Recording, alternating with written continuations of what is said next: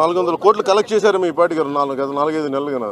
ఎందుకంటే చల్మల శెట్టి సునీల్ గారు నాకేమి శత్రువు కూడా ప్రత్యర్థి కూడా కాదు. ఆయన రోజు ఏదో ఒక మా ఇళ్లలో మా బ్రదర్స్ హౌస్లో చూస్తూనే ఉంటాను. సరే, ఆ పొలిటిక్స్ వేరు, స్నేహం వేరు, కుటుంబ స్నేహం వేరు.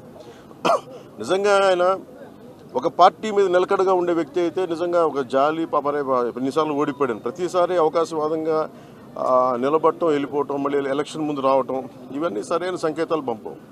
ఉదాహరణకి నేను కూడా ఓడిపోగానే నేను పార్టీ మూసేసి మళ్ళీ ఇప్పుడు వస్తే బాగుండదా? అది నమ్ముతారా? అది ఒక దశాబ్దం కింద పడ్డాం, నలిగాం, కింద మీద పడ్డాం, బలం ఉండి కూడా తగ్గించుకొని మరి ఈ రోజున ప్రజలు గెలవడానికి కూటమి ఏర్పాటు చేసుకున్నాం. సో చల్మల శెట్టి సునీల్ ఆయన వ్యక్తిగతంగా నాకు బాగా తెలుసు, ఆయన పరిచయం బాగా ఉంది, ఉదయ్ గారికి కూడా ఉంది. కానీ కాకినాడ పార్లమెంటుకి అతను సరైన వ్యక్తి కాదు.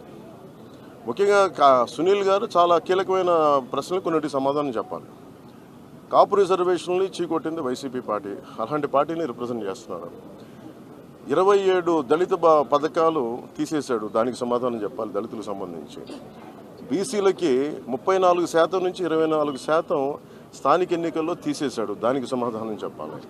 ఇలా 30,000 మంది ఆడపిల్లలు అదృశ్యం అయిపోయారు, అతను దానికి సమాధానం చెప్పాలి. ఏ సమాధానం చెప్పకుండా కూర్చోబెట్టి నేను వచ్చేసాను, నాకు ఓటేయండి, డబ్బులు ఎక్కువైపోయినాయి, 400 కోట్లు ఖర్చు పెడతాం, 200 కోట్లు ఖర్చు పెడతాం, ఓటుకి 10,000 ఇస్తాం, లేదంటే నాయకులను 10 లక్షలు పెట్టి కొనేస్తాం అంటే వెళ్ళే నాయకులు ఎవరైనా సరే వాళ్ళకి 10 మంది ఓటర్లు కూడా లేరు, అలాంటి వాళ్ళు కొనుక్కున్నారు. సో మేము కోరుకునేది ఏంటంటే, తంగెళ్ళ ఉదయ శ్రీనివాస్ గారు ఒక చాలా దిగువ మధ్యతరగతి కుటుంబం నుంచి వచ్చిన వ్యక్తి.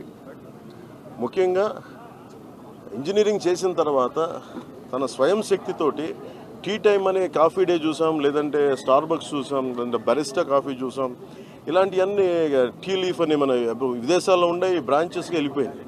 అలాంటి ఫ్రాంచైజ్ మనకు అందుబాటులో ఉండేది తను ఒకటి ఎదుగుదల అంటే యోయోలాగా ఒక కాన్సెప్ట్ క్రియేట్ చేస్తే కొన్ని 10,000 మంది బతకాలి, కోట్లాది సంపాదన రావాలి. సంపాదన అంతా ఒక్కడి దగ్గర కేంద్రీకృతం